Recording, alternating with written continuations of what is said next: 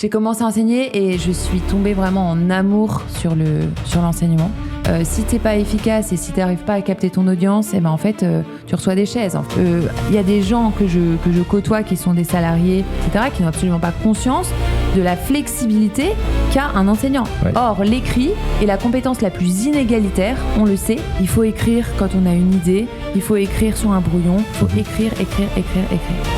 On a maintenant un moteur d'IA qui permet de dire, en fonction du profil de scripteur, on te génère un parcours d'activité sur mesure. Plume construit avec le CNRS les modèles d'évaluation pour l'éducation nationale. Bienvenue dans la meilleure école du monde. Aujourd'hui, je reçois Aude Guénaud, une professeure de français devenue entrepreneur dans le numérique éducatif. Aude a créé Plume, une application qui aide nos jeunes élèves dans le développement de leur expression écrite. Alors pourquoi est-ce que l'apprentissage de l'écriture est absolument fondamental ? Qu'est-ce que l'intelligence artificielle, la technologie et surtout les professeurs peuvent aider pour développer cette compétence ?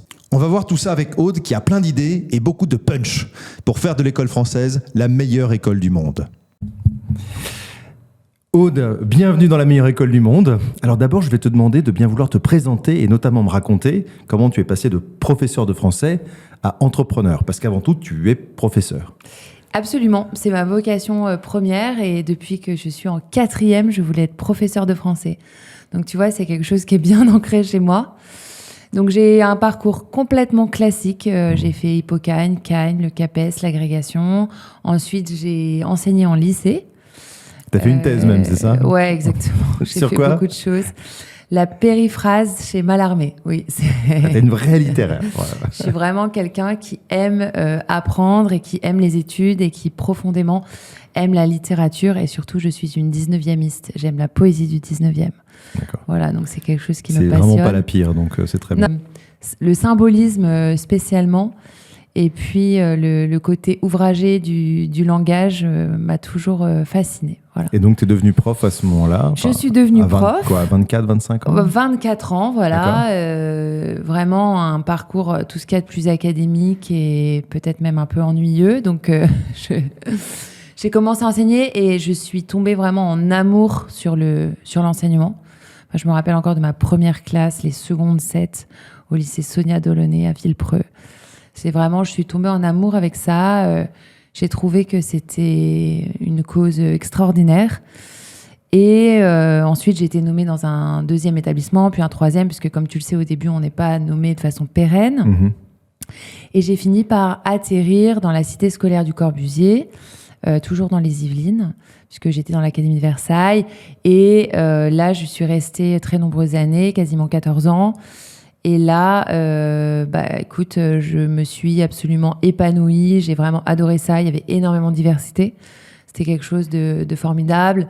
On a eu des chefs qui nous laissaient beaucoup de latitude sur notre liberté pédagogique et notre capacité à mettre en œuvre des projets. Mmh. Donc, je fais beaucoup de choses. Je fais une classe cinéma. On écrivait des courts-métrages avec la Cinémathèque française. Enfin, on a fait vraiment des choses extraordinaires, une pédagogie du projet hors norme. Et rare, on va dire. Je sais pas, mais en tout cas, je trouve que dans ces endroits qui sont exigeants, il y a une nécessité de la performance éducative qui est très forte. Et souvent, il y a des équipes pédagogiques absolument hors du commun.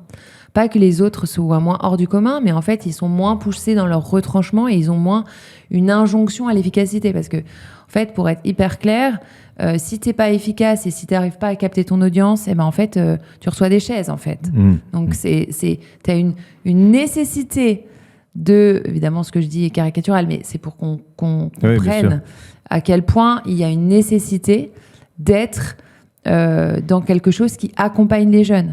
Là où peut-être dans d'autres endroits, en fait, on peut profiter d'une certaine peut-être habitude qu'ont les jeunes d'être dans des études, dans un parcours scolaire. Oui, tout simplement, tu as les familles qui compensent, quoi. Oui, il y a ça, et puis il y a des pratiques éducatives qui sont bien ancrées, c'est-à-dire qu'en fait, c'est socialement admis qu'il faut rester assis sur une chaise plusieurs heures.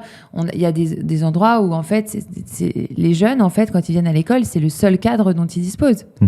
Donc, en fait, ils se confrontent au cadre et ils confrontent et ils questionnent le cadre en permanence. Ce qui est il me semble intéressant quand on est un enseignant, parce qu'en fait, quand on est un enseignant, avoir un cadre qui apporte quelque chose, ça me paraît une exigence très intéressante. Voilà, donc j'ai fait ça. Je me suis vite interrogée sur la place de l'écrit dans mon enseignement. Pourquoi ? Parce que rapidement, j'ai eu des stagiaires, des INSPE, enfin tu sais, les maîtres formateurs. Les profs en formation, ouais. Exactement. Et je me demandais vraiment qu'est-ce qui faisait que mon enseignement était perçu par mes supérieurs comme étant efficace, performant, etc. Et je me suis rendu compte à quel point, finalement, le fait de mettre de l'écrit partout. Alors, évidemment, quand on est prof de français, ça paraît une lapalissade, mais ça n'est pas le cas, en fait. Faire tout le temps écrire les élèves, c'était une nécessité. Exemple, faire écrire tout le temps. Tu leur faisais écrire les leçons, écrire... Alors, on va parler de ce que c'est que écrire, parce que tu vas voir, c'est passionnant. Écrire, ça n'est pas du tout que le geste graphomoteur. Et donc, c'est très intéressant. C'est pas juste le geste d'écrire. Non, pas du tout. Et ça, c'est quelque chose qu'on travaille énormément avec le CNRS. Le moment de l'écriture, le moment graphomoteur, n'est qu'un moment très isolé, finalement, sur l'ensemble du processus d'écriture. Et sur l'ensemble du processus d'écriture, finalement, il y a plus de temps de pause et de réflexion que de gestes graphomoteurs. Donc, il y a le moment d'idéation, il y a le moment de révision textuelle, il y a le moment, etc., etc. Donc, si tu veux, on pourra en parler. Mais en fait, finalement, le moment ce qu'on appelle le passage à l'écrit, le geste graphomoteur, n'est qu'un moment isolé et dépend de tout un tas de processus connexes qui sont en permanence activés quand tu écris. Et donc, c'est quelque chose qu'il faut comprendre vraiment pour mettre ses élèves en production d'écrit. Et tu vois, Cicéron dit « pas un jour sans une ligne », je pense que c'est vraiment le cas. Il faut écrire quand on a une idée, il faut écrire sur un brouillon, il faut écrire quand une pensée nous traverse, il faut écrire pour restituer une leçon, il faut écrire pour rédiger une trace écrite de leçon, il faut écrire. Voilà. Et donc, j'ai commencé à travailler sur ce sujet. Ensuite, à la naissance de ma deuxième, de Bertie, qui est mon deuxième enfant, j'ai fait un master de psychologie clinique en développement de l'enfant. Donc, je suis psychologue clinicienne. Donc là, t'es plus prof ou c'est en parallèle ? Je suis toujours prof. Et t'es en congé mat, plus ou moins, t'as un peu plus de... Non, en fait, j'ai repris mes études. J'ai fait ça à l'IED, donc l'Institut d'études à distance Paris 8. Ce qui a un peu désolé mon mari, qui voyait bien que j'ai une passion pour apprendre en permanence, ce qui prenait beaucoup sur mon temps libre, mais qui, je pense, m'a permis d'avoir une assise en psychologie clinique qui, aujourd'hui, fait que tous les travaux de recherche qu'on mène chez Plume, je suis en capacité de les comprendre et je suis en capacité de les mettre à profit sur des sujets produits de façon assez intéressante. Donc, j'ai fait ça et ensuite, j'ai réalisé après ce master de psychologie clinique, j'ai réalisé qu'on s'y prenait de la pire des manières pour enseigner l'écrit. En fait, je me voyais enseigner l'écrit de la pire des manières au regard des connaissances en psychologie cognitive que j'avais. Ah, d'accord. Voilà. Et donc, je me suis dit, en fait, c'est pas possible. Tu vois, exemple, voilà. Donc, en fait, qu'est-ce que tu faisais mal ? En effet, j'avais beaucoup... Alors, je faisais quand même des choses bien. Voilà. Ce que je faisais bien, c'est qu'il y avait beaucoup d'écrits tout le temps dans mes cours. Il y avait de l'écrit, il y avait de la trace écrite, il y avait beaucoup d'étapes dans l'écrit, aussi beaucoup d'écrits, ce qu'on appelle les écrits intermédiaires. Donc tout ça, c'était bien. Mais en fait, la façon dont j'évaluais l'écrit n'allait pas du tout. Et en fait, aujourd'hui, ce qu'on fait, et beaucoup d'enseignants se retrouvent là-dedans, et tu vas voir que chez Plume, c'est quelque chose qu'on travaille. En fait, nous, en tant qu'enseignants, professeurs de lettres, mais c'est ce que font aussi les professeurs des écoles, on donne une situation d'écriture, ce qu'on appelle une expression écrite. Les élèves font cette rédaction, souvent avec un niveau de tension et d'angoisse qui est assez élevé, parce que c'est compliqué quand on est un élève, en fait, d'être toujours sollicité sur des moments d'évaluation pour la production d'écrits. C'est quasiment les seuls moments où on les sollicite. Oui, les seuls moments où on écrit vraiment, c'est dans le cadre d'une rédaction. Ouais, d'une rédaction. Ce qui est un problème. Ouais. Ce qui est un problème, parce qu'en fait, tu n'as à aucun moment un apprentissage qui est un apprentissage formatif. Tu es juste dans une évaluation sommative. Tu as raison, il n'y a pas d'entraînement à l'écriture. On n'enseigne jamais explicitement l'écrit. Ouais. Or, l'écrit est la compétence la plus inégalitaire, on le sait, et il y a une corrélation directe à partir du CE1 entre le profil de scripteur, donc entre les capacités scripturales d'un enfant, et sa réussite scolaire. Donc, on n'enseigne pas ce qui fait qu'un élève va décrocher ou pas et va s'épanouir scolairement ou pas. c'est un énorme problème. Donc, je réalise ça et je me dis, mais comment faire pour enseigner explicitement l'écrit ?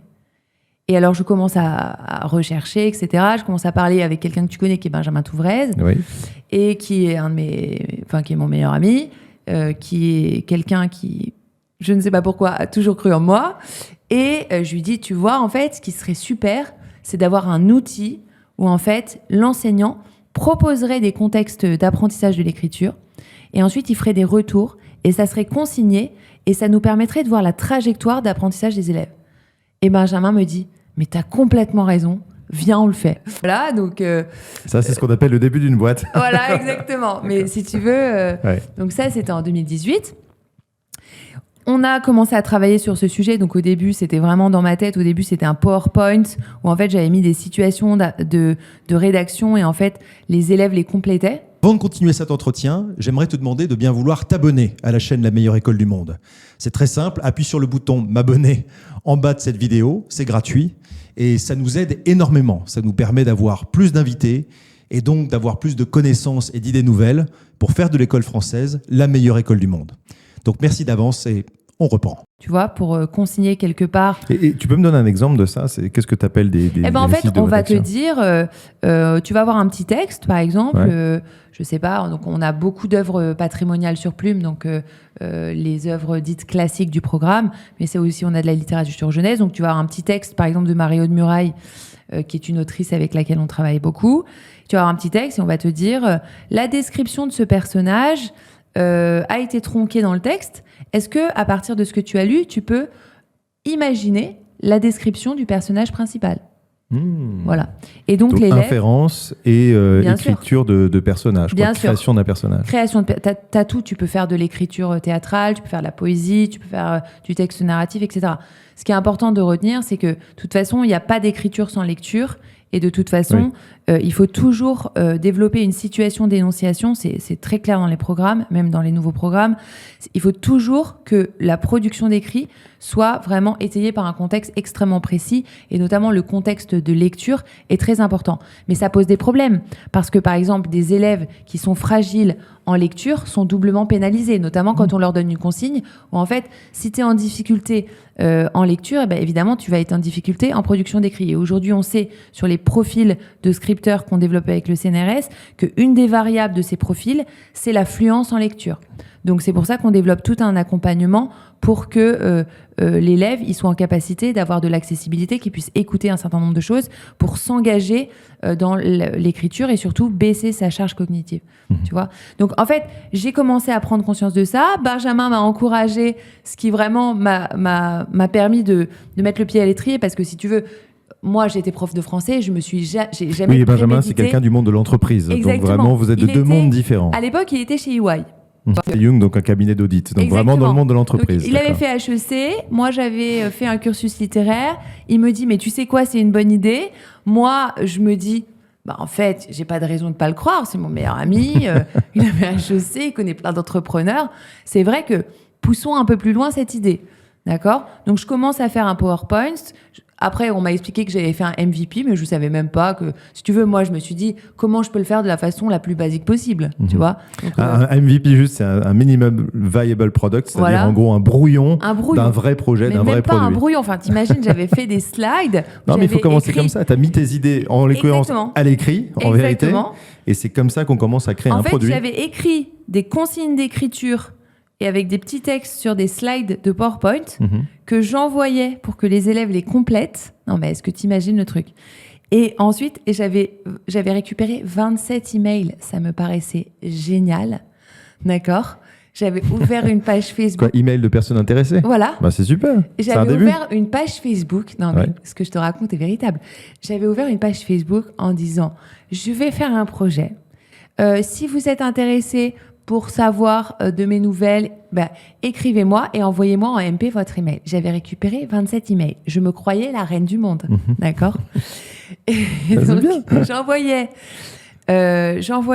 les slides aux gens qui me faisaient des retours, qui les complétaient avec les élèves, qui faisaient des retours en me disant « Ah, c'est un peu compliqué, c'est un peu ceci, c'est un peu cela. » Et jusqu'au moment où Benjamin me dit, bon, bah, c'est bien ton truc, mais maintenant, il faut peut-être que tu essayes. Tu vois bien que les gens ont l'air intéressés. Il faut peut-être que tu essayes de trouver un gars qui va te développer ce qui ressemblerait plus ou moins à un site, tu vois. Un site internet, quoi. Un site produit internet digital. pour faire un produit digital. Ok. Il me présente un gars qui avait fait Le Wagon. Non mais attends, tout ça est véritable. Il me Le présente... Wagon qui est à Paris, une école de formation au code. Je l'ignorais. D'accord. Ah bah oui, bien sûr. Et donc, Benjamin me dit ça. Il me dit, je vais te présenter un gars qui s'appelle Damien Borgesson, peut-être que tu connais, qui est un multi-entrepreneur très sympa du reste. Et il me dit, bah, Aude, moi, je sors du Wagon, si tu veux, je poste une annonce sur le Slack du Wagon. Je savais ni ce que c'était que le Slack, ni ce que c'était le Wagon. Je lui dis, d'accord, c'est un pote de Benjamin, très sympa et tout. Je rédige quelques lignes. Me voilà 2 jours plus tard en train de faire passer des entretiens à des potentiels prestataires freelance dont j'ignorais tout, tu vois. Et donc, je sélectionne une nana, ok ? Et un gars que j'avais évincé, tu vois, il me rappelle, le mec, il s'appelle Thomas Cailleul, il me rappelle, il me dit, non mais t'as pas compris en fait, Aude, c'est moi. En fait, quand tu parles, je vois le produit. Je vais vraiment te faire 75% de réduction, etc. Je te promets, c'est moi. Oh, j'ai dit à Benjamin, le gars est tellement convaincant. Et puis, franchement, pour 1000 balles, écoute, on va trouver 1000 balles. Et puis, je me revois aller chercher un distributeur 1000 balles pour les filer au mec. Ouais. D'accord. Qui me fait... Non, mais c'était dément, tu vois. Enfin, franchement, un gars qui est resté très longtemps chez Plume, après qui était devenu un de mes salariés et qui est devenu un excellent ami. On a eu une sorte de coup de foot professionnel et on s'est très, très bien entendu. Et en fait, il a développé la première version de Plume comme ça en 2018. En 2019, du coup, j'ai quitté l'éducation nationale parce que Benjamin me disait « T'as conscience qu'on a des milliers d'utilisateurs. Il faut que tu te lances, en fait.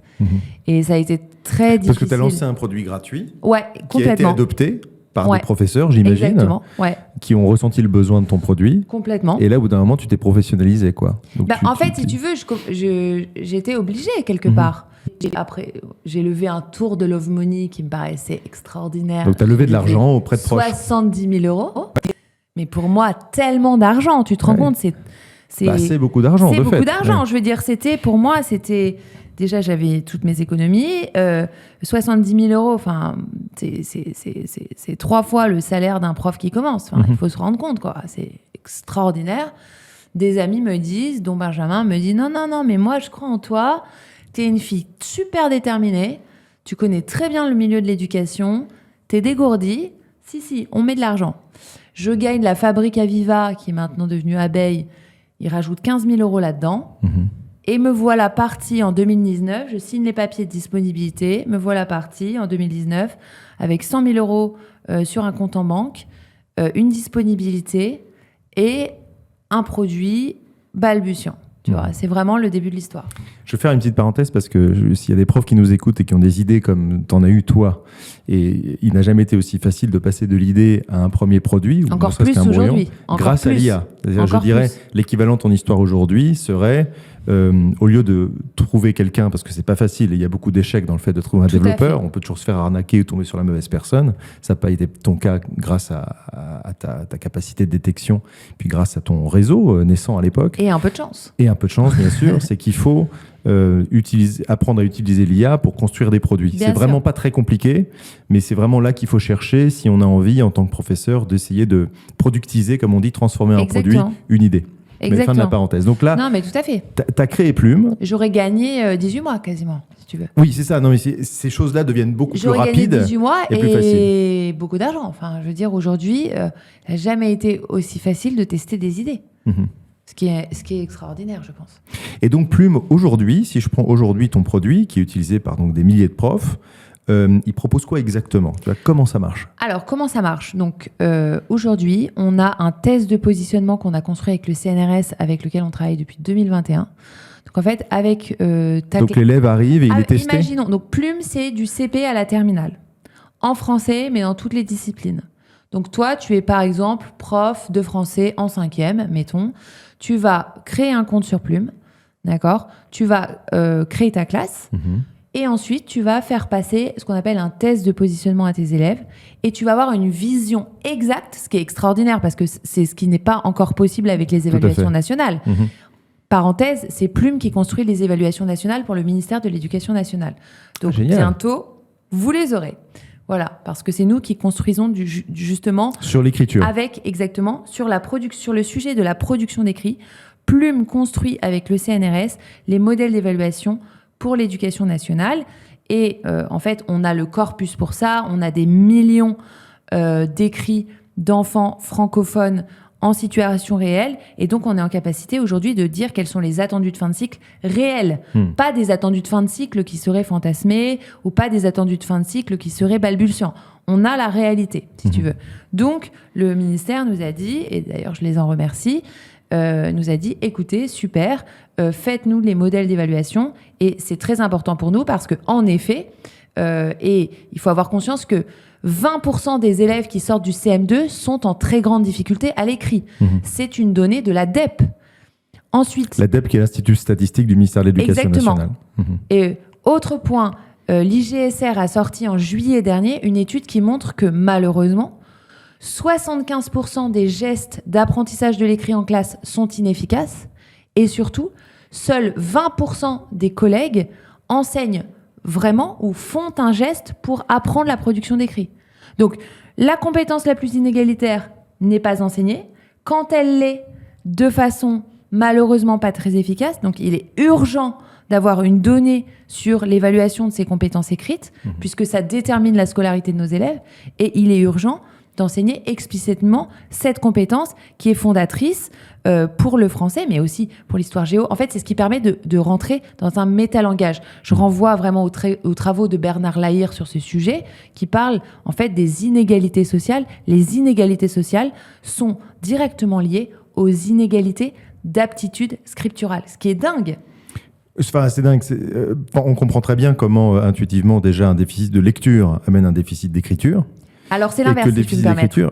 C'est l'inverse. Oui. Et là-dessus, je sais que tu as reçu Laurent Joly, mais je plaisante souvent avec Laurent et je lui dis, tu sais que la lecture est après l'écriture. Bien sûr. En fait, l'apprentissage du code écrit, en fait, qui est l'écriture, précède le geste graphique et l'apprentissage de l'écriture précède la lecture. En fait, si tu... Attends. Tu viens de deux trucs qui me paraissent contradictoires. Donc, d'abord, il apprend à reconnaître le signe avant de savoir le tracer. Eh bien non, figure-toi que l'abstraction des lettres, l'apprentissage des lettres, en fait... Passe par le tracé ? Bien sûr. Le geste graphomoteur, la capacité graphomotrice est directement en relation avec le fait de pouvoir te représenter de manière abstraite les lettres. D'accord. Enfin, dans ce cas-là, de mon point de vue, on dit un peu la même chose. Non, mais exactement. Mais savoir qui précède l'autre, c'est une dialectique. En fait, si l'un et renforce l'autre, quoi. Complètement. En fait, il y a une réalité globale qui s'appelle l'encodage, d'accord, qui permet le décodage, et en fait, qui est permis par le geste, par le code écrit. Donc, en fait, la mise en place de la lecture, ça n'est rien d'autre qu'une des catégories de la globalité qui est du passage à l'écrit. Donc, c'est amusant parce qu'en fait, si tu veux, quand tu fais un test de positionnement et un test autour de l'écriture, en fait, une des variables, c'est la lecture. Mais c'est complètement logique.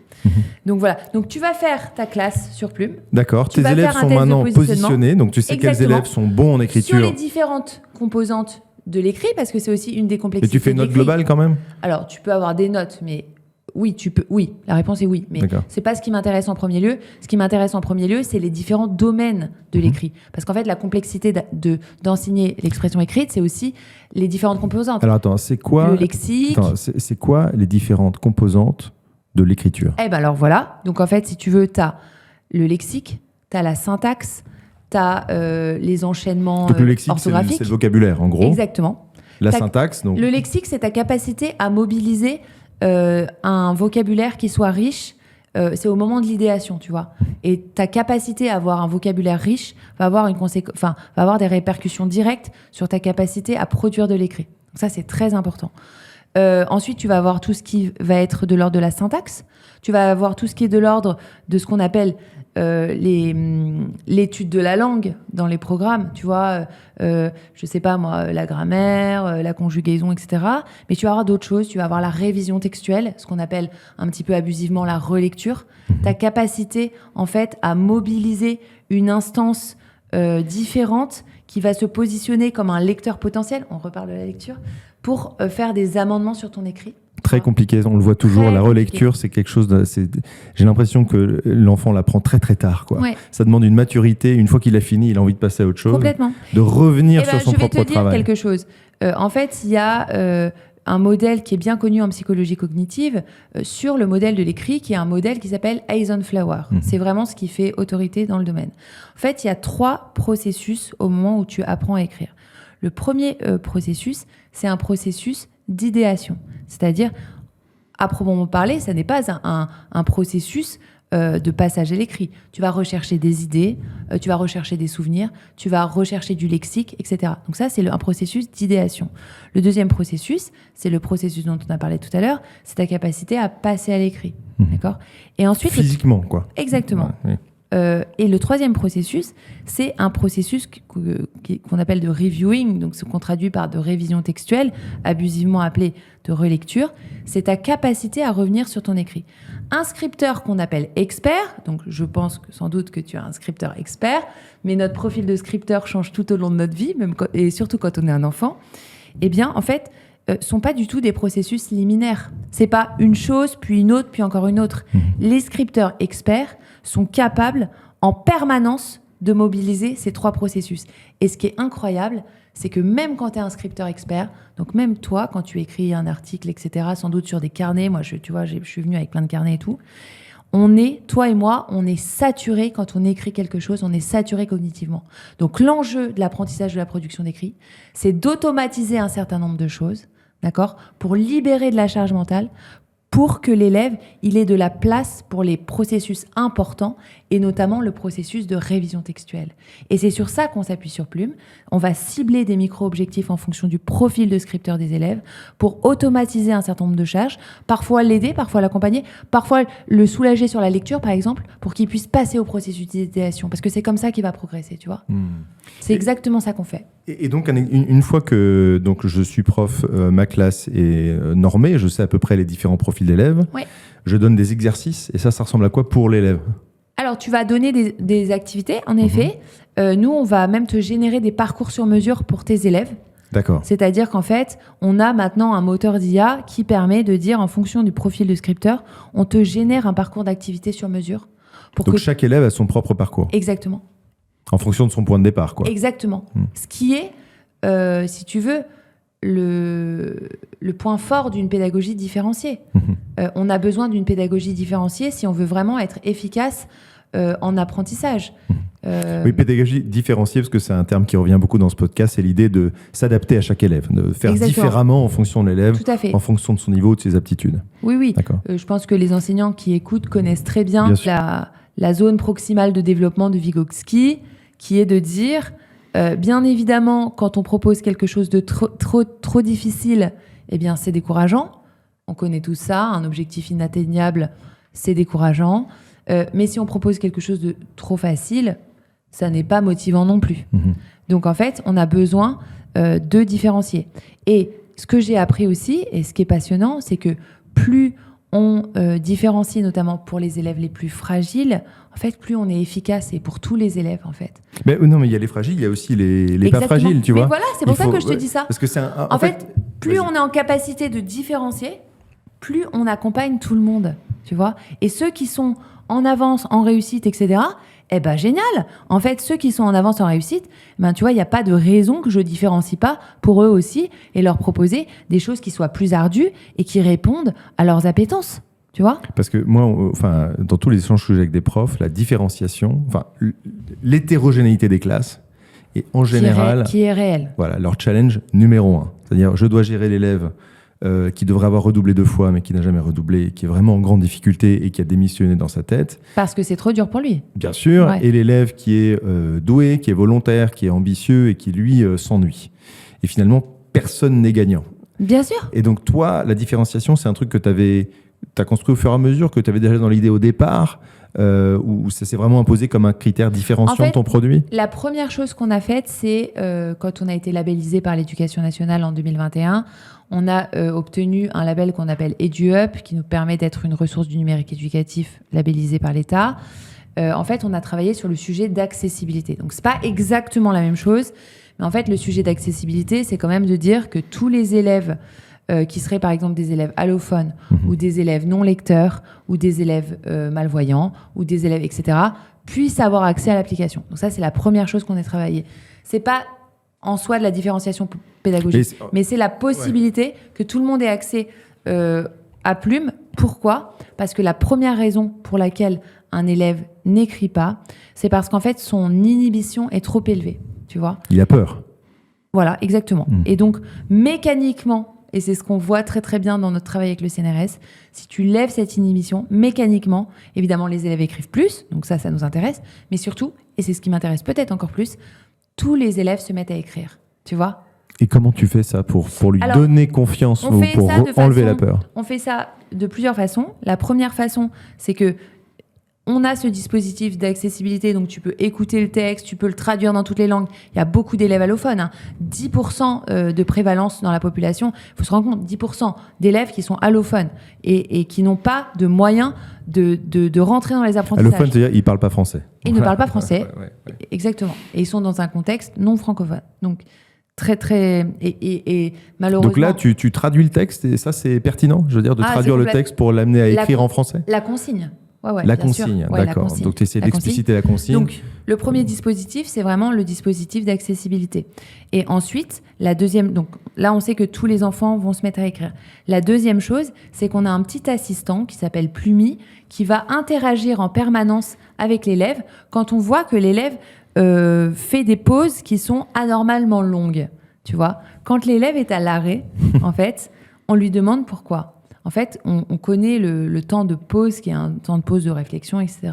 Mais quand il y a un problème, si tu veux, c'est le tout sigma problème que tu connais très bien. En fait, moi, quand j'étais enseignante, j'essayais de m'asseoir à côté de chacun. Mais si tu veux, mécaniquement, j'ai 30 élèves, je suis une seule personne, mon cours dure 55 minutes, je ne peux pas consacrer 5 minutes à chacun de mes élèves. C'est impossible. Voilà, je n'ai pas le don d'ubiquité. Donc en fait, là, tu as Plumi, un petit assistant pour l'élève, qui va lui demander « Quel est ton problème ? Est-ce que tu n'as pas compris la consigne ?» Et qui lui reformule la consigne. « Quel est ton problème ? Est-ce que tu recherches encore des idées ? Est-ce que tu veux que je regarde les idées ? Est-ce que tu veux que j'écrive la première phrase ? Donner une phrase d'amorce, qui est une chose bien connue des profs de français, qui permet vraiment de lancer dans l'écriture, etc. Donc, la phrase d'amorce, c'est tu commences une phrase pour qu'il la poursuive et qu'il se lance, quoi. Tout à fait. Donc en fait, on a ces deux niveaux d'aide, tu vois, qui sont à la fois l'accessibilité et l'assistant qui va interagir avec l'élève. On sait que pour qu'un élève se lance dans l'écriture, il y a 3 choses. La première, c'est qu'il n'ait pas peur. La seconde, c'est qu'il ait ce qu'on appelle un feedback qui soit rapide. Donc, quand je rendais mes copies à mes élèves de 3e avec 3 semaines de retard, eh bien, malheureusement, ça ne les aidait absolument pas. Ils ne pouvaient pas, évidemment, se relancer dans quelque chose de l'ordre de la remédiation. Ils ne relisaient pas leurs copies, quoi, du coup. En fait, un feedback rapide, c'est absolument prépondérant. Enfin, c'est très, très, très important. Et la troisième chose, c'est que l'élève soit en activité. Donc, en fait, c'est qu'il soit stimulé pour être en activité. Et ces 3 choses, en fait, elles sont possibles avec un petit assistant qui va stimuler dans des bonnes conditions, dans des conditions qu'on lui a apprises. D'accord. Et ça, concrètement, il est donc dans sa classe et sur ordinateur ? Alors, ça peut être de plein de façons. Ouais. Ça peut être l'enseignant donne un travail à faire et ensuite on peut parler de l'équipement des classes en France. Non, mais voilà, c'est la question que je me pose, c'est que tu fais manifestement un super produit digital. Eh ben, écoute, je te remercie. Non, mais voilà, et sophistiqué, avec de la différenciation, donc il répond à un vrai problème. Exactement. La question, c'est comment tu le déploies, étant donné le niveau d'équipement des écoles qui en ont besoin. Tout à fait. Donc déjà, sur Plume, on peut écrire à la main. C'est très important parce qu'en fait, bien évidemment, et on en parlait, le geste graphomoteur est tout à fait fondamental pour le développement des compétences cognitives. Donc, oui, idéalement, tu aimerais qu'ils écrivent à la main. Alors, pas idéalement. En fait, j'aimerais qu'ils écrivent comme ils ont besoin d'écrire pour progresser. D'accord. Donc, en fait, certains ont besoin du numérique parce que ils ont besoin d'une interaction, etc. Certains n'en ont pas besoin. Et en fait, il y a beaucoup d'utilisateurs de Plume qui utilisent Plume dans des conditions pas tout à fait différentes de ce qu'on a vécu toi et moi, c'est-à-dire les élèves ont un cahier, ils écrivent et ensuite le collègue vient prendre en photo et nous, par une technologie que tu connais certainement qui s'appelle OCR, eh bien on vient charger ça sur l'application et donc si tu veux ça ne change pas grand-chose sur la situation de production d'écrit. Quand on fait des choses un peu spécifiques, nous ce qu'on recommande c'est que les élèves ils aient quand même l'accès à l'assistant d'écriture, donc ça peut être par une salle info, ça peut être sur l'iPhone. Beaucoup au lycée utilisent l'iPhone, le smartphone, pardon. Voilà, ça peut être à la maison, ça peut être sur une tablette, etc. Tu vois, mais c'est sur des situations qui sont identifiées. Tu vois, il y a beaucoup aussi d'utilisation de Plume en usage déconnecté. C'est-à-dire qu'en fait, nous, on va te générer... Tu fais passer le test de positionnement à tes élèves en salle informatique. On va te générer un parcours d'activité sur mesure. Tu les télécharges, tu les imprimes, tu les distribues à tes élèves.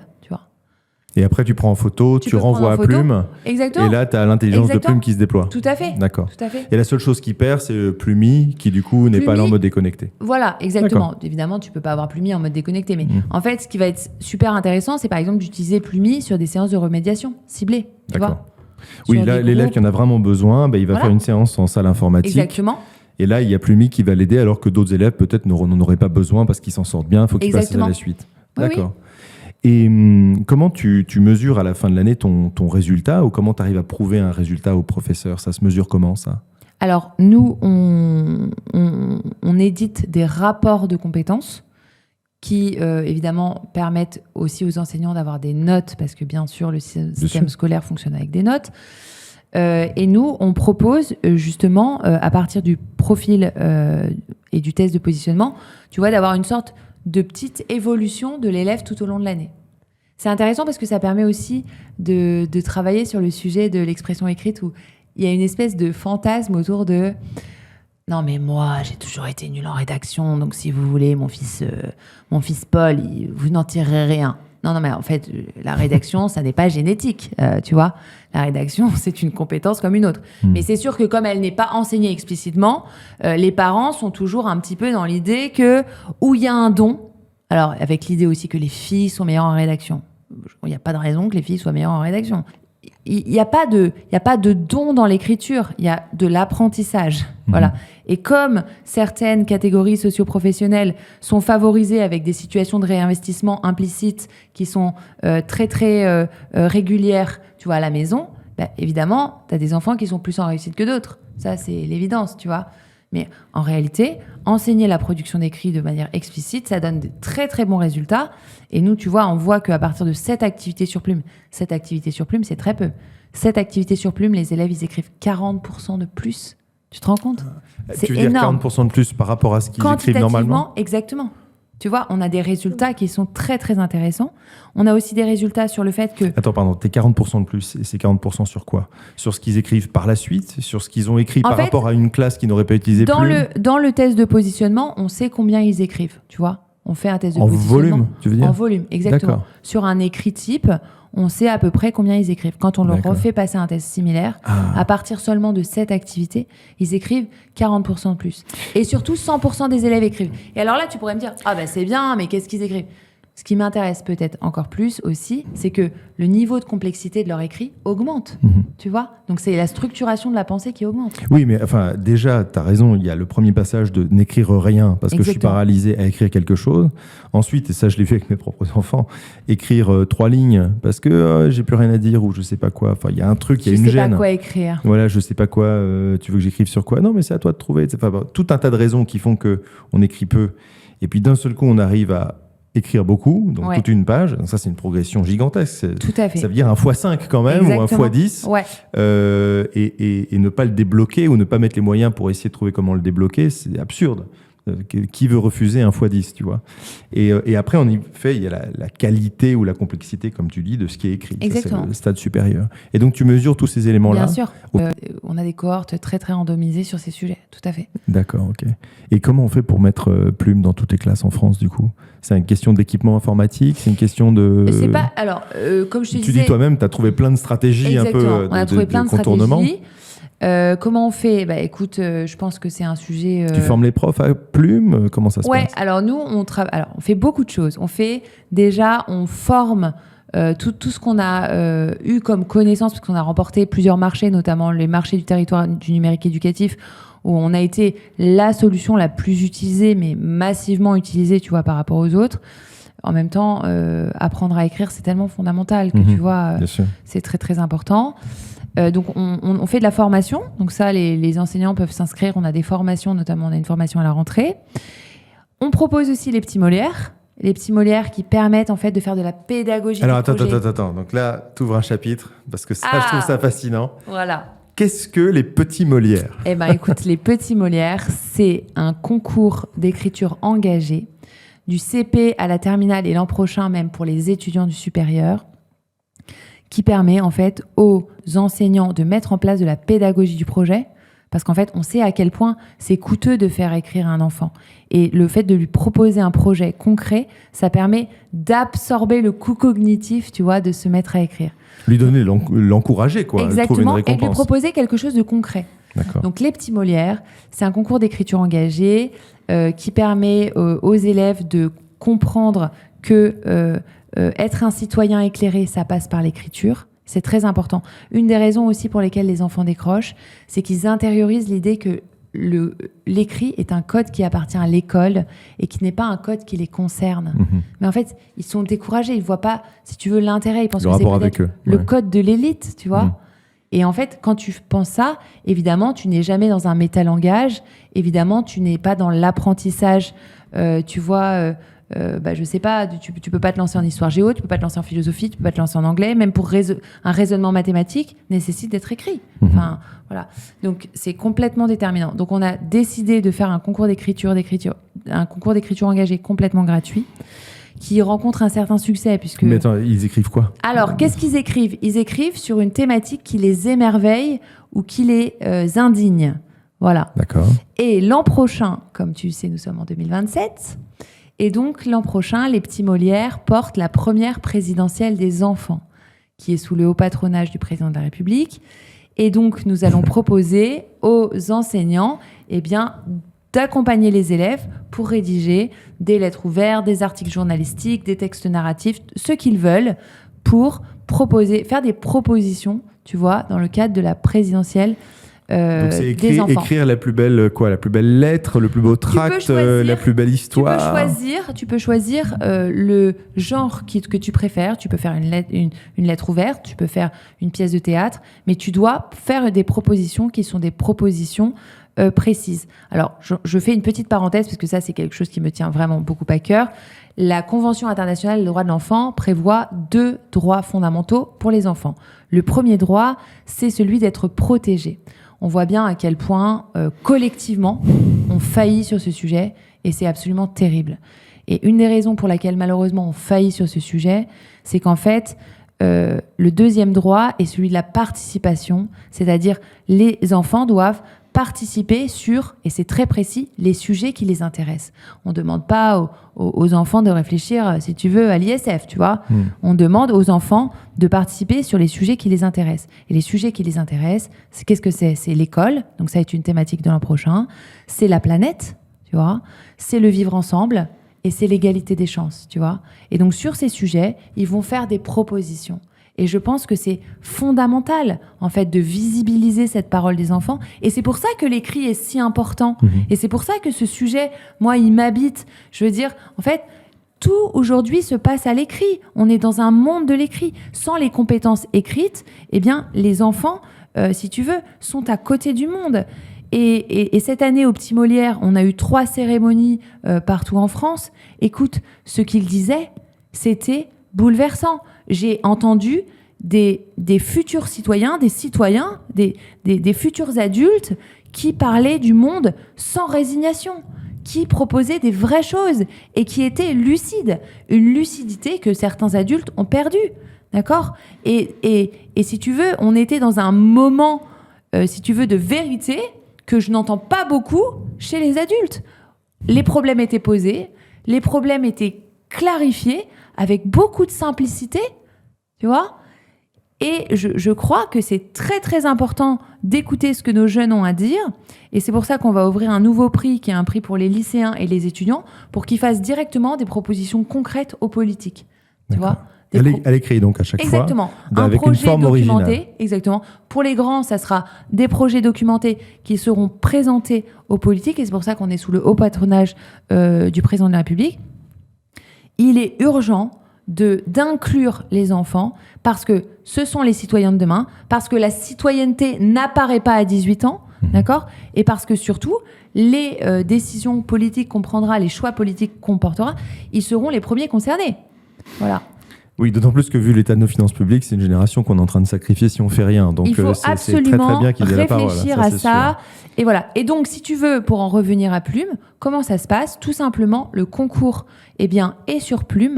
Et donc, les enseignants ont accès à des séquences pédagogiques pour mettre en place ça dans leur classe. Ils vont pouvoir travailler pas à pas. C'est complètement gratuit, ce qui me tient vraiment, vraiment à cœur. Tu vois ? Et les enseignants, de cette façon, s'engagent dans une vraie pédagogie du projet et commencent à faire leur premier pas sur Plume. Oui, parce que c'est pas forcément en plus de leur pédagogie, c'est un exercice de leur pédagogie qui compte complètement dans la classe, qui va aider les enfants à améliorer leur écriture, mais qui se trouve donner lieu à un concours qui peut valoriser la production d'écrits de la classe. Exactement. Les écrits sont individuels à chaque fois ou ça peut être de groupe ? Individuel ou collectif, et à la fin, on édite les écrits. Donc en fait, les enfants reçoivent les livres parce que c'est très important qu'il y ait quelque chose de très concret. Ouais. On écrit au service du réel, tu vois, c'est pour ça qu'on fait des cérémonies partout en France pour vivre une expérience collective. Alors à Paris, c'est au Théâtre Mogador, qui est un lieu que j'adore. Magnifique. C'est superbe. Super classe. Je t'inviterai. Avec plaisir. Je viendrai. Voilà. À Toulouse, c'est au Théâtre des Mazades, qui est absolument superbe. Voilà, on a à Rennes, voilà, et là, Toulouse, par exemple, c'était soutenu par une municipalité. Il y a une région. Ouais, d'accord. Il y a un soutien de la ville dans ce cas-là. Oui. Ok. Formidable. On cherche des lieux. Donc d'ailleurs, si vous êtes un élu et que vous voulez recevoir les petits Molières, écrivez-moi. Non, mais c'est recevoir, mais c'est aussi que la mairie a poussé au concours même. Ah non, pas du. Enfin. Oui, ils ont dit que c'était le cas, mais si tu veux, nous on capitalise sur nos utilisateurs. Ils en ont fait la promotion, mais si tu veux, l'aide principale qu'on a reçue, c'est qu'ils nous ont prêté un théâtre, ce qui est quand même génial. Ce qui est formidable, et un joli théâtre en plus. J'aimerais qu'on parle de la relation à l'État, parce que tu as parlé d'appel d'offres, là on vient de parler de la municipalité, on vient de parler du fait que les écoles n'étaient pas forcément équipées d'un point de vue informatique de manière à déployer des solutions comme les tiennes. Toi, pour avoir de l'impact, ce que tu as fait, alors même que tu es professeur de formation, c'est créer une entreprise. Donc comment se passe la relation avec l'État ? Et ma question c'était comment, si une solution marche, pourquoi ne pas la déployer nationalement si on peut le faire ?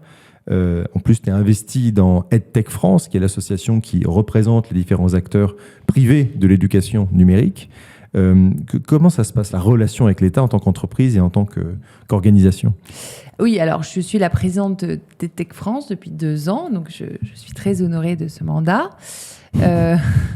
Et je sais que tu connais bien l'association puisque tu y étais toi-même. J'ai été vice-président. Eh ben, voilà. Merci à toi pour ton engagement. Alors, c'est vrai qu'on est dans un moment un petit peu de difficulté En fait, on est dans un moment de charnière. Oui. Il y a eu des expérimentations. Et pardon, juste pour finir sur le contexte, 80% des établissements en France sont des établissements publics. Oui. Donc en fait, quand on parle de l'État, on parle du premier acheteur potentiel de toute solution.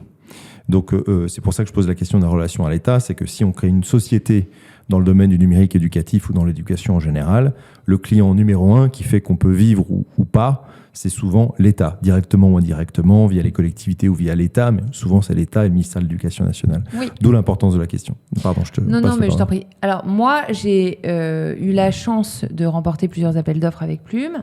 Appels d'offres nationaux du ministère. Exactement, et donc on a pu recevoir des bons de commande, tout comme on a pu être soutenu financièrement, tu vois, pour le projet de recherche dont je te parlais. Après, sous quelle forme, par exemple, le projet de recherche Le projet de recherche, par exemple, c'est un dispositif qui s'appelle Coup de cœur TNE. Donc les TNE, c'est le territoire du numérique éducatif, comme on était la solution la plus utilisée avec la Lilo. Si tu veux, ça représentait énormément de licences. Ils ont dit, non mais ok, on va vous aider pour votre recherche parce que votre solution est très intéressante. Et donc, on a reçu des financements pour mener à bien, si tu veux, les modèles d'évaluation pour les évaluations nationales. Donc ça, on a reçu un financement qui est un financement important et qui nous a permis de développer tout cet aspect de recherche, mais qui, si tu veux, qui est quelque chose qu'on va remettre à l'État, tu vois, qui est... Voilà, donc, qui est d'utilité publique, in fine, bien exactement, sûr. C'est au service du bien commun. C'est-à-dire que moi, je trouve que c'est intéressant que l'État dise, écoutez, on a une solution qui a des données très, très intéressantes, qui poursuit une recherche, on va la financer pour posséder les modèles d'évaluation. Ça me paraissait... à l'époque, c'était Gabriel Attal qui était ministre de l'Éducation nationale. Je lui avais dit, écoutez, moi, si je mets 3 ans de plus, c'est pas très intéressant pour vous, parce que ce qui me semblerait intéressant, c'est que vous puissiez mettre en place des mesures à la suite de cette recherche et en bénéficier. D'accord. Voilà. Et donc on avait fait ça. Ils te reçoivent, les ministres de l'Éducation, en tant que EdTech France ? Alors, moi, j'ai connu 8 ministres et j'ai été reçue, oui, quasiment par tous. Il y en a que j'ai pas eu le temps de voir. Parce qu'ils ne sont pas restés assez longtemps. D'accord. Mais non, oui, on est reçus. Je pense qu'aujourd'hui, il y a une... Si tu veux, au niveau du numérique éducatif, il y a aujourd'hui une politique qui vise... Je te restitue, si tu veux, la doctrine de la DNE, donc la direction du numérique éducatif que tu connais bien. Il y a une doctrine autour des communs numériques, tu vois, qui est l'idée que, en fait, on peut développer, notamment avec des enseignants, des choses qui seraient en libre accès, tu vois, et qui ne nécessiteraient pas d'avoir recours au privé, puisqu'il y a quand même quelque chose de l'ordre d'une méfiance du privé, il faut le dire.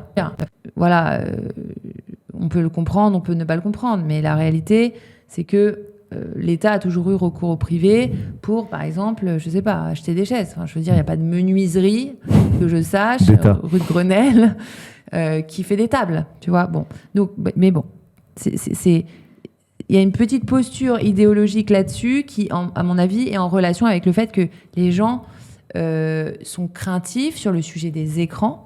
Et je peux les comprendre. Peut-être on parlera de ce qu'est les écrans. Il y a aussi, je trouve, une polarisation, et j'en parle dans ma newsletter, La Réplique.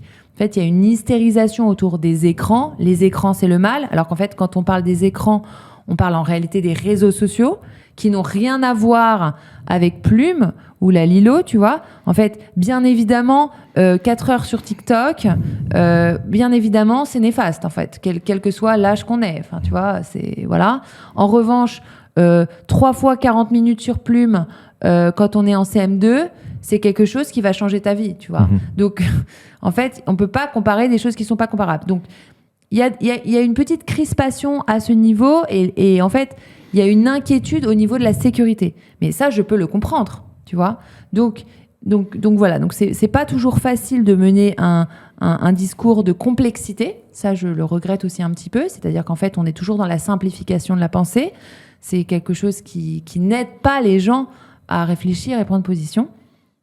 Donc, pour te simplifier la doctrine de la DNE, tu as d'un côté les communs qui sont portés par, tu vois, du libre, etc. Ce qui sans doute est intéressant. Le logiciel libre, des communs, c'est un peu les startups d'État, quoi. C'est cette idée que c'est à l'intérieur de l'État qu'on doit générer nos propres solutions. C'est pas exactement ça, c'est plutôt des enseignants qui font sur leur temps libre des choses, tu vois. Moi, je trouve que c'est intéressant. Oui. C'est très intéressant. Mais on peut pas faire croire que des enseignants sur leur temps libre vont créer des solutions d'un niveau d'élaboration adossés à de la science et qui vont les maintenir. C'est complètement faux, tu vois. Donc, en fait, c'est super pertinent pour faire, je sais pas, là, j'ai vu qu'ils ont sorti une super police et tout. C'est super pertinent pour des projets comme ça, mais ça n'est pas pertinent pour tout, tu vois. Donc, en 1, il y a les communs. En 2, il y a les EdTech. Et aujourd'hui, c'est très, très difficile d'articuler les deux. Et puis, il y a des marchés qui ont pris beaucoup de retard, malheureusement, notamment un marché qu'on appelle P2IA, geste enseignant, qu'on attend depuis plusieurs années. Pour toutes ces raisons, même si, voilà, je sais que la DNE a vraiment à cœur de pousser ce marché. Il y a évidemment le sujet du financement, qui n'est pas facile. Voilà. Et le sujet de la pérennisation. Tu vois, par exemple, un sujet sur les TNE qui a été un succès par certains aspects. En fait, quelle sera la suite ? Tu vois, une fois que tu es enseignant, que tu t'es formé grâce à Canopé, que tu as découvert une solution qui fonctionne, voilà, et bien, tu l'as utilisée pendant 3 ans, et à la fin, on te dit, en fait, c'est fini. Parce que c'est plus financé. Donc là, tu vois, il faut penser aussi la continuité. Et donc là, je sais qu'il y a vraiment tout un travail de réflexion pour penser la continuité, mais il faut voir les choses de façon globale, et c'est pas toujours facile dans un discours global où le débat public, tu vois, est un peu hystérisé dans un contexte d'austérité financière. C'est pas toujours facile. Ouais, enfin, ce que je vois, c'est que c'est un peu la même chose qu'à mon époque, tu vois, donc ça évolue pas beaucoup. C'est-à-dire qu'il y a une contradiction entre l'État qui ne choisit pas vraiment entre 2 modèles. Le premier modèle, qui est le modèle du marché, c'est de dire l'État va acheter des solutions, mais donc va l'acheter sérieusement, donc l'acheter sur plusieurs années, être un client et essayer d'acheter français si possible, d'investir dans des solutions qui sont bonnes, qui ont prouvé leurs bénéfices, qui ont prouvé leurs bienfaits et qui a aucune raison de ne pas payer correctement. Donc ça permet de faire des entreprises performantes qui vont croître, qui vont innover, qui vont apporter de plus en plus de services. C'est le modèle du marché. C'est ce que l'État fait avec plein de choses. Et là, on voit que ce marché, il fonctionne pas vraiment. C'est pas une question de moyens, parce qu'il y a des moyens, mais comme tu dis, un appel d'offres qui met 3 ans à sortir, l'État achète via des appels d'offres, et c'est tout à fait normal. Mais quand un appel d'offres met 3 ans à sortir, en 3 ans, des entreprises qui attendent et qui ont peut-être construit un produit pour répondre à cet appel d'offres, elles ont le temps de mourir 10 fois. Bien sûr. Donc c'est un vrai problème. Et à l'inverse, l'autre modèle, c'est le modèle où l'État dit clairement, explicitement, moi j'internalise, je crée mes propres solutions. Et ça veut dire quoi ? Ça veut dire, en interne, avec mes professeurs par exemple, je crée un écosystème dans lequel chacun peut innover. Et s'il y a des solutions qui se développent en externe, je regarde les bonnes et je les rachète. Tu vois ? Je rachète les 2-3 startups qui me paraissent bonnes à un prix qui peut satisfaire la personne qui vend, l'entrepreneur, et qui rentre en ligne de compte avec ce qu'on sait faire et ce qu'on peut financer en tant qu'État. Et il y a un prix auquel ça peut être rationnel si ça apporte un vrai bénéfice à l'enfant. Et c'est pas grave que l'entrepreneur il gagnera moins d'argent en vendant à l'État qu'en vendant aux États-Unis s'il part développer sa start-up aux États-Unis. C'est fort probable. Mais peut-être qu'il va mourir aussi aux États-Unis. Donc finalement, on pourrait s'y retrouver. Mais tout ce qui est entre les 2 modèles, et c'est ce qui est un peu le cas aujourd'hui, ça reste hybride. Pour moi, personnellement, ça c'est mon opinion, manque totalement de clarté. Et il n'y a pas vraiment de bon marché, et il n'y a pas non plus de stratégie d'internalisation des ressources de la part de l'État, qui n'en a pas les compétences, et pas forcément l'envie. Et à mon avis, le bon système, si on regarde au-delà de nos frontières, c'est plutôt le premier modèle. On dit, voilà, il y a l'État qui ne peut pas tout faire, qui se focalise sur ce qu'il sait faire de mieux. Il y a des entreprises avec des entrepreneurs, des innovateurs, des scientifiques qui savent travailler ensemble, qui vont développer des super solutions. Les mauvaises solutions, on ne les achète pas. Elles vont mourir, c'est comme ça, c'est la loi du marché. Les bonnes solutions qui apportent un bénéfice réel, qui ont été prouvées, qu'on a testées, qui marchent à petite échelle, qu'on a vocation à scaler, donc à mettre au niveau national, eh bien on les aide et on les achète au bon prix. Tu vois, c'est pas plus compliqué que ça en fait. Et on continue à se prendre les pieds parce que oui, il y a la question de la sécurité un jour. D'accord, il faut créer donc l'État sait très bien créer des normes pour sécuriser les trucs, il faut anonymiser. Donc les boîtes travaillent, mettent un temps fou à se conformer à ces normes sans pour autant être sûr d'avoir un marché derrière. Ok, exactement. Ce qui n'est pas du tout rationnel. 2 ans après, il y a l'IA qui arrive, donc là, oh là là, attention, il y a un nouveau truc qu'il va falloir protéger. Ensuite, il y a un positionnement politique sur les écrans. Donc là, on passe, comme tu dis, c'est tout noir ou tout blanc. Donc maintenant, on passe à l'interdiction. Quand on passe à l'interdiction, qu'est-ce qui se passe pour les entrepreneurs qui développent des solutions sur les écrans ? Ils le ressentent tout de suite. C'est que écran égale négatif. Donc, on va vous oublier pour quelques années. Donc, il y a des entreprises encore qui peuvent mourir. Tu vois ce que je veux dire ? Donc, oui, tout à fait. C'est ce que je vois depuis littéralement 10 ans. Alors, tu vois, là, il y a le rapport de la Cour... Et pardon, je m'exprime à titre personnel. Non, toi, tu représentes Tech France, forcément, c'est différent. Non, mais c'est très clair. J'ai fait paraître là ma dernière newsletter, donc la réplique, sur le sujet de la clandestinité, tu vois, qui est en ligne avec le rapport du Conseil sur l'IA. Explique la clandestinité, c'est important. C'est très intéressant. Je trouve que le titre de ce rapport est absolument bien trouvé. En fait, l'idée est de dire, finalement, les enseignants vont de toute façon utiliser des solutions qui s'utilisent l'IA. Qui pense vraiment que les enseignants ne vont pas s'en servir? Personne. Et aujourd'hui, les stats, elles sont hyper claires, que ce soit les élèves, les lycéens à 90% utilisent ChatGPT, d'accord, et les enseignants, on est autour de 40%, d'accord. Donc c'est là, les usages. On n'est pas en train de se dire est-ce qu'il faut le faire ou est-ce qu'il ne faut pas le faire. De toute façon, c'est le cas. D'accord ? Donc en fait, ce qu'on est en train de faire en ne décidant pas franchement, même s'il existe un cadre d'usage de l'IA qui est paru en juin 2025, si tu veux, je fais partie du plan de Clara Chapaz sur Oser l'IA, donc je connais très très bien ces sujets.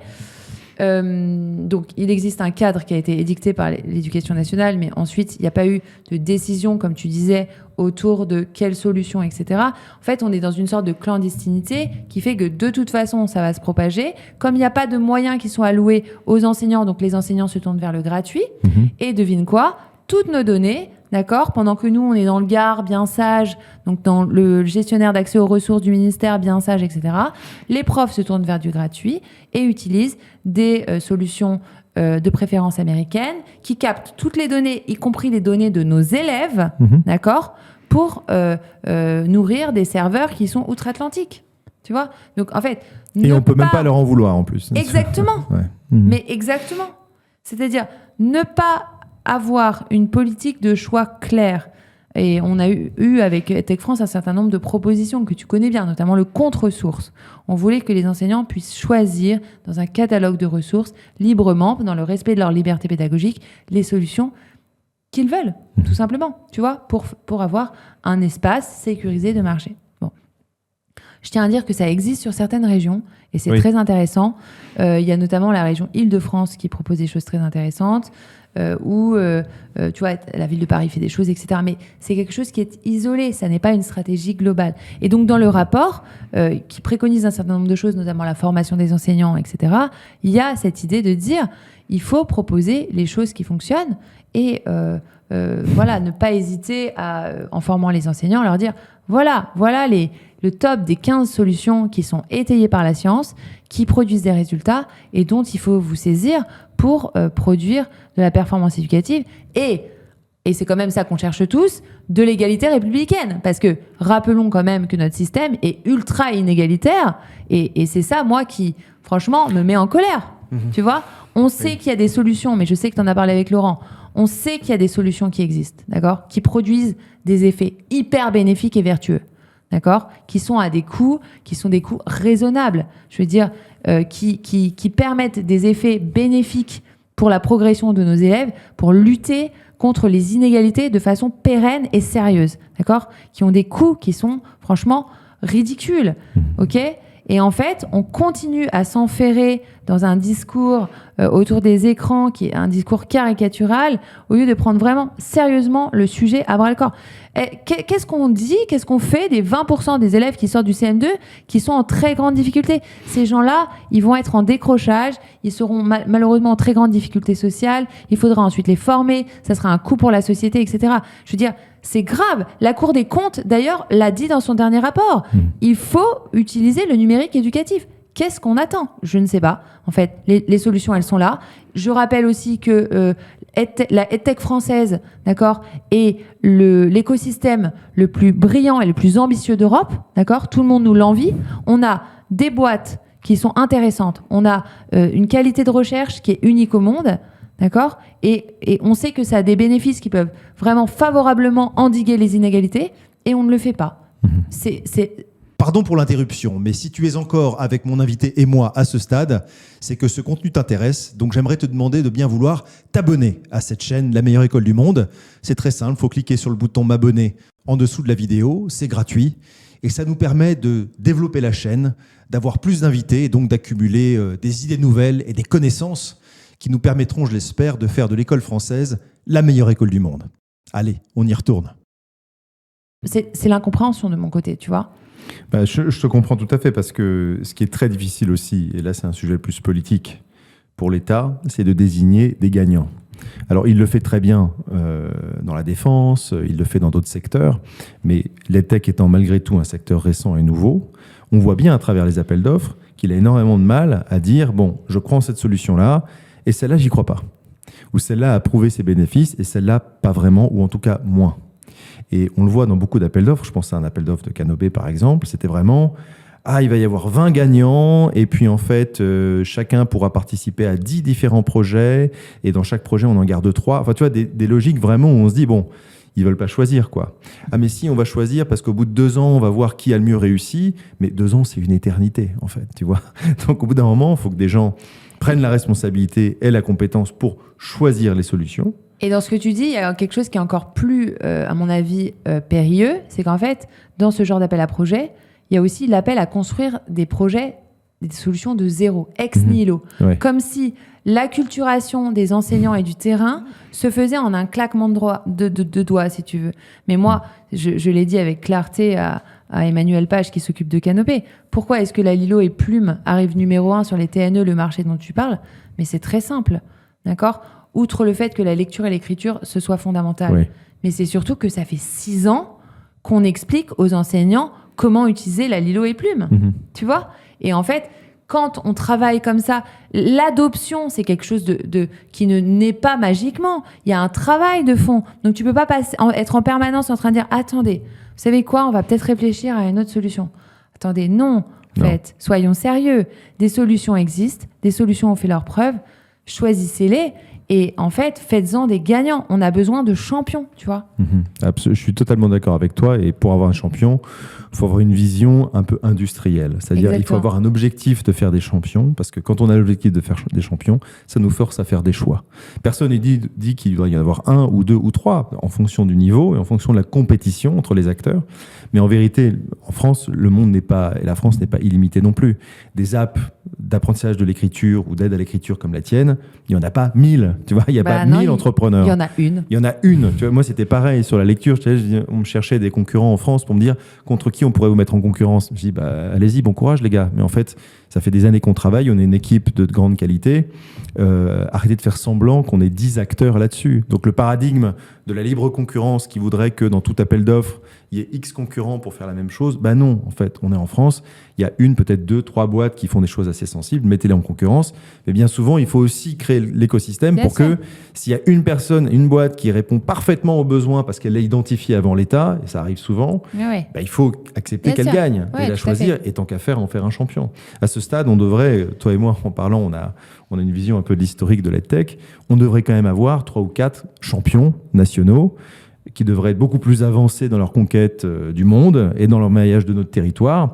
Et voilà, il y a un monde parallèle dans lequel tout ça aurait pu aller beaucoup plus vite, beaucoup plus fort, et où les bénéfices, c'est le plus important, tu as raison, pour nos élèves, soient beaucoup plus probants, beaucoup plus clairs et systématiques. Et ce dont on parle vraiment d'une course, je veux dire, à la performance, tu vois. C'est ça. En fait, les pays qui se sont dotés de plans ambitieux avec de l'éducation et du numérique éducatif ont des résultats.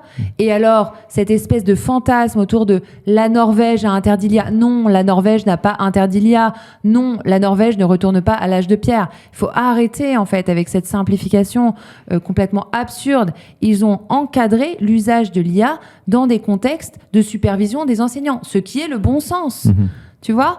Donc, en fait, les écosystèmes performants où en fait, on utilise du numérique éducatif et les pays qui structurent une politique de numérique éducatif, tu sais quoi ? Ils réussissent. Tu penses à qui quand tu dis ça ? Je pense à Singapour, par exemple. Singapour, bien sûr. Je pense au Canada. Le Canada, avec très peu de moyens, a fait une politique éducative extraordinaire. Ils ont dit, voilà, on fait les fondamentaux, on va y passer Y temps, ça doit donner Z résultats. Ça a fonctionné. Et donc, l'Amérique du Nord est très en avance sur nous sur ces sujets. D'accord ? Et pas avec des budgets astronomiques. Ou qui serait complètement dément. Non. Tu as commencé à faire de l'international, toi ? Tu t'es lancé aux États-Unis ? Oui, nous sommes aux États-Unis. Bravo. On est depuis 2023 aux États-Unis. Okay. Et donc, c'est très, très intéressant parce que on a... ça, c'est vraiment très chouette. Nos utilisateurs américains, souvent, nous soufflent les fonctionnalités qui vont être adorées par les profs français parce que les professeurs américains sont très, très acculturés au numérique éducatif. Donc, souvent, quand ils sont en avance et donc ils vous donnent des bonnes idées. Ouais, exactement. Ils ont, je te donne un exemple qui m'avait fait vraiment rire. C'est qu'en fait, ils voulaient la correction automatique. Donc ça, c'était un truc que les profs voulaient. Il faut savoir que sur Plume, on gagne 3 à 4 heures par semaine de correction en minimum. D'accord ? Donc au lieu que le prof corrige la rédaction, l'IA fait une première correction, exactement. En tout cas lui fait gagner du temps. Si l'enseignant le souhaite. Bien sûr. Mais si tu veux, sur certains textes qui sont absolument truffés d'erreurs orthographiques, ça n'a pas beaucoup de sens de passer 25 minutes à corriger les accords sujet-verbe, alors qu'une machine pourrait tout à fait te le faire. Et toi, tu pourrais te concentrer sur est-ce que telle compétence, elle a été satisfaite ou pas. Donc, on propose ça. Les enseignants américains nous disent on veut ça, on veut ça, on veut ça. Et puis, Juliette, que tu connais, qui est mon associée, me dit je suis pas sûre que les enseignants français, ça passe trop, etc. Je lui dis écoute, les deux applications américaines et françaises, elles sont ISO. D'accord ? Elles ont les mêmes fonctionnalités. Exactement. C'est un des principes parce que sinon c'est trop compliqué, on différencie pas les produits. Enfin, sauf au niveau de la langue évidemment et du contexte culturel, mais voilà. Elles ont les mêmes fonctionnalités. Et donc le CTO dit, vous savez quoi ? Adrien dit, vous savez quoi ? On fait un POC, donc un petit proof of concept. On va déployer la fonctionnalité sur les 500 utilisateurs les plus actifs de Plume parce qu'ils vont comprendre tout de suite. C'est des gens qui passent beaucoup de temps sur Plume. Les retours, on avait à l'époque on avait un groupe WhatsApp avec nos top utilisateurs. Les retours, les gens ils disaient mais qu'est-ce que c'est que ce truc que vous avez mis ? Mais c'est extraordinaire, mais là vous changez ma vie. Je dis à Juliette, je crois que ça va fonctionner. Ouais, c'est pas étonnant. C'est vrai qu'il y a une population de profs qui est très acculturée au numérique, en tout cas plus que nous aux États-Unis, et c'est un marché qui est toujours, quel que soit le domaine, intéressant à regarder. En général, on en sort avec des idées nouvelles à la pointe de l'innovation. Et ça te donne d'autres idées, toi, de côtoyer le marché américain comme ça, sur le produit ou sur d'autres besoins ou d'autres choses sur lesquelles tu constates qu'on est en retard, ou pour l'instant c'est l'essentiel ? Non, en retard ou différent d'ailleurs. Alors en fait, parfois je trouve qu'il y a deux types d'acteurs sur le marché américain. Je trouve qu'il y a des vieux acteurs. Ah oui. C'est vrai. Beaucoup, très consolidés. Exactement.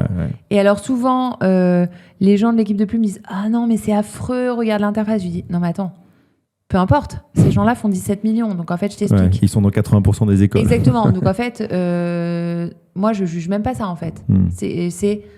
C'est à la fin c'est moche mais ça marche. Exactement. Ouais. Donc ça c'est voilà, donc il y a des vieux acteurs qui font très bien et ensuite il y a toute une pléiade, si tu veux, une kyrielle d'acteurs qui font des choses AI natives qui à mon avis sont pas très solides, tu vois. Et nous vraiment on est sur une troisième voie, nous on veut ouvrir une troisième voie qui est un produit solide pédagogiquement avec un moteur d'IA, tu vois. D'accord. C'est ce que je vois.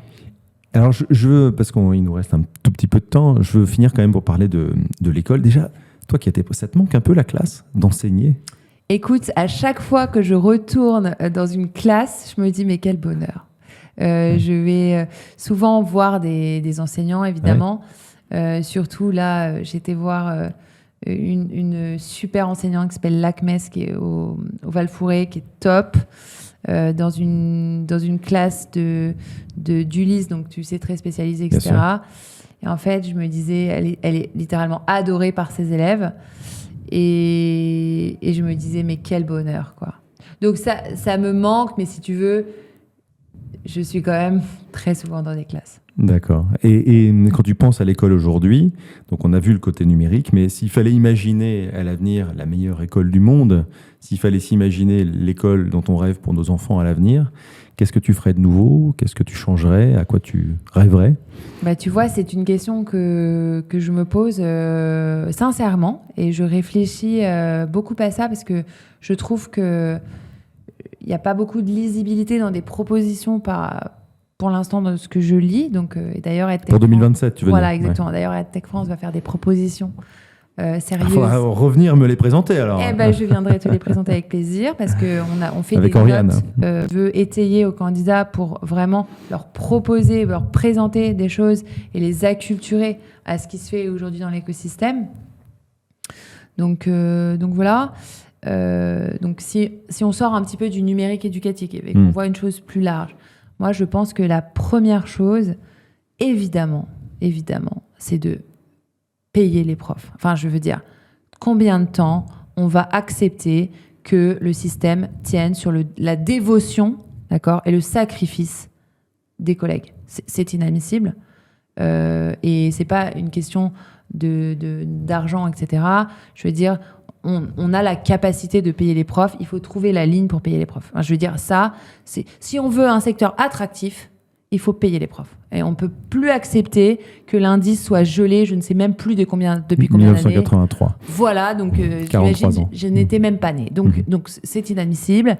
Et ça, il faut arrêter d'accepter que les profs leur dévotion fasse tenir le système. C'est inadmissible. Enfin, franchement, c'est inadmissible.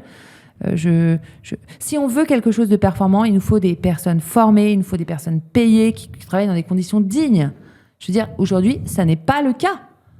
Donc, moi, ça me révolte. J'ai moi-même souffert de la violence institutionnelle dans laquelle j'étais. Je veux dire, je pourrais te raconter, mais en fait, mes premières années, j'étais parfois sur 2 ou 3 postes.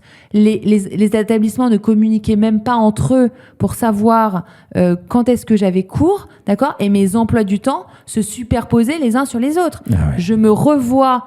À l'époque, j'avais un scooter. Bon, je me revois aller d'un établissement à l'autre, entre Verneuil et Vernouillet, en scooter, s'il te plaît, d'accord ? Sans pause déj, pour aller d'un établissement à l'autre. Ça n'a aucun sens. Je veux dire, est-ce qu'on peut avoir des conditions dignes ? C'est la première chose, et ça, pour moi, c'est non négociable. Et si tu veux, il y a une répercussion psychique de la maltraitance institutionnelle de l'institution vers les profs, mais des profs vers les élèves. Tu veux, quand tu es à bout, tu vois, et ben en fait... Tu peux pas vas pas donner le meilleur de toi-même. Et bien sûr, enfin, écoute. Donc ça, c'est pour moi, c'est quelque chose... Tu vois, c'est un sujet humain, tu vois. Je te parle pas d'un sujet technique en premier. Mais t'as raison. C'est un sujet humain. Et je pense qu'en tant qu'entrepreneur, t'as dû voir aussi te rendre compte des salaires qui existent dans d'autres domaines que les profs. Moi, je recrute des profs. On a beaucoup de profs qu'on recrute chez Plume. Et je suis frappée par le fait que ces gens-là ne demandent jamais d'augmentation. C'est ahurissant. C'est pas la culture. Ce n'est pas la culture. Qu'ils acceptent toujours plus de choses, d'accord ? Et qui doutent de leur performance. Mais en fait... Vous vous rendez pas compte, si vous m'écoutez et que vous êtes un prof, vous êtes autonome, d'accord ? Vous vous formez en permanence. Vous êtes dans des situations d'une extrême complexité avec des élèves, d'accord ? Où vous êtes parfois désemparés et vous trouvez des solutions en permanence. Vous êtes des personnes extrêmement précieuses. Vous êtes hors du commun. Je veux dire, il y a des gens que je côtoie qui sont des salariés dans d'autres boîtes ou dans des grands groupes, etc., qui n'ont absolument pas conscience de la flexibilité qu'a un enseignant. Les enseignants ont une valeur sur le marché du travail extraordinaire et ils méritent vraiment des vrais salaires. Voilà. Je suis d'accord avec toi, ça m'est arrivé dans 2-3 discussions un peu musclées avec mon équipe, des fois, enfin avec certains individus, de rappeler les salaires des profs. Parce que bien souvent, on avait comme clients, entre autres, des profs. Et donc, on était à leur service. Et j'avais parfois besoin de rappeler la réalité de la vie du prof par rapport à la réalité de la vie et du travail, de boulot passionnant, mais un peu plus confortable, beaucoup mieux payé dans les startups qu'on connaît. Et en fait, il faut arrêter de penser que les personnes qui font un travail passion, donc je pense aux infirmiers, infirmières, je pense parfois aux policiers, policières, aux gendarmes, aux enseignants, etc. C'est pas parce que vous faites un métier passion que ça légitime le fait que vous soyez exploité. Enfin, je veux dire, c'est même l'inverse. Vous êtes au service des autres, vous êtes au service de la nation. Les enseignants forment les forces vives de la nation. Ces gens-là doivent être surpayés, doivent être surformés. Et en fait, c'est comme ça qu'on aura une société qui avance. Bon, le deuxième point, à mon avis, c'est de se mettre d'accord collectivement sur ce qu'on attend de l'école. Parce que ça, c'est quelque chose qui demeure, à mon avis, assez flou. Tu vois, on a eu quand même une volonté avant à l'école de former des personnes qui seraient, tu vois, des futurs travailleurs. Aujourd'hui, les choses ont considérablement évolué sur le monde du travail. Et bien évidemment, on se forme plusieurs fois dans sa vie. Notamment, tu parlais de l'IA, tu as tout à fait raison. Donc en fait, il faudrait que collectivement, on soit d'accord. Qu'est-ce qu'on apprend à l'école ? Est-ce qu'on apprend les fondamentaux ? Est-ce qu'à l'école, on apprend notre futur métier ? Est-ce qu'on apprend les soft skills ? Qu'est-ce qu'on apprend à l'école ? Aujourd'hui, il y a beaucoup de choses dans les programmes qui surchargent les enseignants. On n'est pas d'accord, en fait, sur ce qu'on veut de l'école. Tu vois ? Ça, je pense qu'il y a une clarification. Et au passage, et toi, là-dessus, tu as une opinion ? à plat. Toi, tu as une opinion entre les fondamentaux, les soft skills, etc. Tu as une opinion personnelle ? Ah bah moi, je pense qu'on ne peut pas transiger avec les fondamentaux. Enfin, ça, c'est... Si on veut. Moi, ma réponse là-dessus serait un petit peu une réponse. Moi, à mon avis, l'urgence, c'est de former des citoyens. C'est pas de former des travailleurs, parce que ça, on est en capacité tout au long de la vie. On voit avec la EdTech de se former tout au long de la vie. Tu peux aller prendre chez Open Classroom une formation, faire je sais pas quoi, etc. L'urgence, selon moi, c'est de former des citoyens et de faire nation sur des sujets, tu vois, où on apprend, la République, elle fonctionne comme ça, les instances démocratiques, c'est ça. Je sais très très bien lire et écrire, tu vois. Les fondamentaux, c'est quand même une chose qui nous permettra de construire collectivement un projet. Alors, un projet, je vais te dire comment je rêve mon projet. Je rêve d'un projet crédible, d'accord ? Donc ça veut dire quoi ? Ça veut dire résilient. Ça veut dire qu'on a une urgence climatique. Je sais qu'on n'est pas tout à fait d'accord sur le sujet, mais je pense qu'il faut être lucide. Donc, non, je ne nie pas l'urgence climatique, je nie l'importance que ça prend dans le cadre éducatif. Oui, fin de la parenthèse. Mais je suis d'accord avec toi, mais je pense que faire flipper les gamins là-dessus, c'est pas nécessaire à un jeune âge. Non, voilà. ça, je suis d'accord. C'est un sujet de... Oui, je suis d'accord. Mais donc, un projet, moi, le projet, je rêve crédible, financièrement, tu vois. On sait l'état de la dépense publique. Crédible, en un. En deux, je veux un projet qui soit ambitieux, d'accord ? Je n'ai pas besoin d'avoir tonnes d'argent sur la table, mais je veux de l'ambition. Je veux de l'ambition pour mon pays, en fait, tu vois. Je veux de l'ambition pour la France, je veux de l'ambition pour mes élèves, vraiment. Parce que je sais que ça va fonctionner, tu vois. On est une nation, on est un peuple d'innovateurs, on est le pays des droits de l'homme, tu vois. On est capable. Même aujourd'hui, on est encore numéro 1 sur l'IA, tu vois. Et je veux un projet qui soit fédérateur. Ça que je veux. Je veux que tout le monde se sente inclus dans ce projet. Et ça nécessite de se mettre d'accord sur des choses comme par exemple la laïcité, où on a beaucoup tergiversé sur la laïcité, ça pose beaucoup de questions. Moi, j'ai enseigné, je me suis retrouvée dans des situations terribles qui mettaient en cause la laïcité. Je trouve qu'il faut qu'on se retrouve en tant que une nation qui est capable d'être au clair sur son projet. C'est très important. D'accord. Écoute, on compte sur toi et sur EdTech France et toutes les équipes sûr. et tous les entrepreneurs de l'éducation pour porter un projet, en tout cas pour 2027, parce que ça va être, à mon avis, je sais que là-dessus on est d'accord, une année fondamentale. Est-ce qu'on décide de moderniser, d'améliorer, de soigner, de régler, de booster notre école ou pas? Il faut réussir à faire de l'éducation un sujet central. Il faut en faire un vrai sujet, exactement. Et c'est ce qu'on a en commun avec la meilleure école du monde, EdTech et tout ce que tu entreprends, Aude Guénaud. Merci beaucoup. Merci à toi.